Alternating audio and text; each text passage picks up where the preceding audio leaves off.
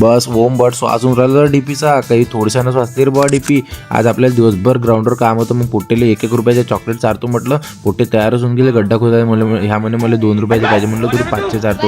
ह्या बघून घ्या ना, याला वाटलं काम झालं असं, पण काय काम तर वाचत होतं. म्हणून वाटलं ये तू आता तुला घोसतं बाबू. लहान लहान पोराले पोंग्यावर लहान लहान पोराला घोसायला लावते या काम. सागऱ्या म्हणे मी पोलं गिला आणले म्हणे, आता मला नको सांगू म्हणे, आता उचलूनच राहिलं तरी काम. म्हटलं तू ठेव, तू साल्या काम फाम काही करत नाही. मग सागऱ्याला पाठवून दिलं तर मी म्हटलं तू इथं जा बाबू, बस स्टॉपवरनं सामान घेऊन येतो. त्यानं सामान घेऊन आणलं आणि तो इकडे आल्याबरोबर बाबा येणं डायरेक्ट खालतं नाही, डायरेक्ट गाडीतच मसाला बिसाला. म्हटलं कवचान काही टाकू नका तुम्ही, डायरेक्ट गाडीच टाकून द्या. पलटीच केली आहे ना. हे पाहून का कलिंदर आपले लहान लहान लेकरं पुरे फॅनच बनून गेलं बा. मलेच घ्या म्हणे. इकडे यायचं काम सुरू होतं, बिलकुल मिस्त्रीच बोलावला तर यायनं स्वतःच तर मिस्त्री आहे, कायले लागते दगडं गिगडं टाकटूक करा म्हटलं. चाले हो मसाला आपल्यापाशी आहे कमी. मग याने दुगडं टाकटूक केले आणि मग सिमेंट कमी पडलं तर ह्या हिमांशूनं सिमेंटचं बोरा आणून घेतलं होतं.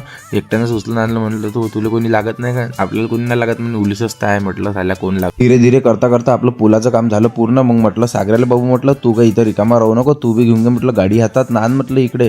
तू काय साला इथं उभं आला का म्हटलं. आणलं बा सागऱ्यानं बी इकडे उबड म्हटलं याच्यावर. त्यानं उबड केलं त्याच्यावर.